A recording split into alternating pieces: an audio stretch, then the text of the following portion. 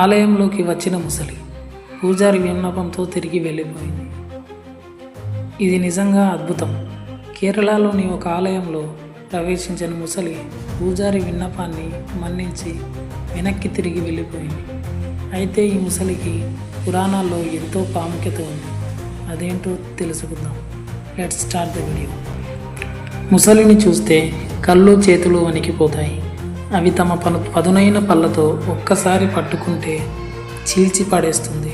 అయితే కేరళలోని ఆ ఆలయంలోకి వచ్చిన ముసలిని చూసి పూజారి కంగారు పడలేదు. భయభ్రాంతులకు గురి అవ్వలేదు ఎవరు. భయంతో అటవీ శాఖ కేంద్రానికి కూడా ఎవరూ ఫోన్ చేయలేదు. ఆ ముసలికి నమస్కారం పెట్టి బయటకు వెళ్ళాలని కోరాడు ఆ పూజారి. అంతే, ఆ ముసలి ఆయన మాట విని బయటకు వెళ్ళిపోయింది. ఈ ఘటన ఇప్పుడు సోషల్ మీడియాలో వైరల్గా మారింది. అయితే ఈ ముసలి క్రూరమైనది కాదు, మనుషులని చంపేది కాదు. మనుషుల మాట వింటుంది, మనుషుల కోసమే బ్రతుకుతుంది. మాంసాహారం కూడా ముట్టదు. సాధారణంగా ముసలి అంటే మాంసాహారం తప్ప ఏదీ తినదు. కానీ ఇది ఆ రకం కాదు. కసగరడ్ జిల్లాలో గల అనంతపురంలోని సమీప ఆలయంలో ఉన్న సరస్సులో జీవిస్తుంది ఈ శాకాహారమైన ముసలి. దీనికి బలియా అని పేరు పెట్టారు. నిత్యం ఆలయానికి కాపలా కాస్తుంది. రోజు గుడిలో ప్రసాదం తింటుంది. ఇన్నాళ్లలో ఈ ముసలి ఏ రోజు ఆలయం లోపలికి రాలేదని, ఇదే తొలిసారని ఆలయ ప్రధాన పూజారి చంద్రప్రకాష్ నంబీసన్ పేర్కొన్నారు. ఈ నేపథ్యంలో సోషల్ మీడియాలో ముసలి ఆలయంలోకి ప్రవేశించిన ఫోటోలు వైరల్గా మారాయి. అయితే కొందరు ముసలి గర్భగుడిలోకి ప్రవేశించిందని ప్రచారం చేస్తున్నారు. అందులో వాస్తవం లేదని చంద్రప్రకాష్ పేర్కొన్నారు. ఈ ముసలి ప్రపంచంలోనే ప్రత్యేకమైనది. దీని గురించి ఎన్నో కథలు ప్రాచుర్యంలో ఉన్నాయి.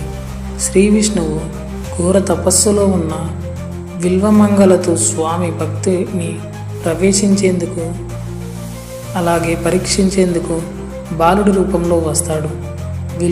విల్వమంగళతో పరాచకాలు ఆడతాడు, ఆట పట్టిస్తాడు. దీంతో విల్వమంగళతో ఆ బాలుడికి అపకాయం కలిగించేలా పక్కకు నెట్టేస్తాడు. తన తప్పును తెలుసుకునేసరికి కృష్ణుడు ఓ చిన్న గుహలోకి వెళ్ళిపోతాడు. ఆ గుహ ఆలయంలోనే ఉందని, దానికి కాపలాగా విల్వమంగళతో ఈ ముసలిని ఏర్పాటు చేశాడని అక్కడ ప్రసిద్ధి. సుమారు 70 ఏళ్ల కిందట ఓ బ్రిటిష్ సైనికుడు ఈ సరస్సులో ఆలయానికి కాపలా ఉన్న ముసలిని అనుమానంతో ఆవేశంతో చంపేశాడు. అయితే అతను కొద్ది రోజుల తర్వాత ఆ శాపానికి గురై పాము కాటుకు గురై చనిపోయాడు. దైవమే అతన్ని చంపిందని స్థానికులు చెబుతుంటారు. చిత్రం ఏమిటంటే ఆ ముసలి చనిపోయిన కొద్ది రోజులకే మరో ముసలి వచ్చింది. అలా కొన్నేళ్లుగా ఒక ముసలి చనిపోయిన వెంటనే మరో ముసలి ప్రత్యక్షమవుతుంది. దీనిని అక్కడ జనాలందరూ దైవ సంకల్పంగా భావిస్తారు. అలా ముసలి ఎప్పుడు గుడికి కాపలాగా ఉంటాయి. నిజంగా ఇది విచిత్రమే. ఏదేమైనా ఒక ముసలి ఆలయానికి కాపలా కాయడం, ఆలయంలోకి వచ్చేవారికి ఏ ప్రమాదానికి గురి చేయకపోవడం, ఆలయంలోకి ప్రవేశించిన ముసలి పూజారికి నమస్కారం చేయడం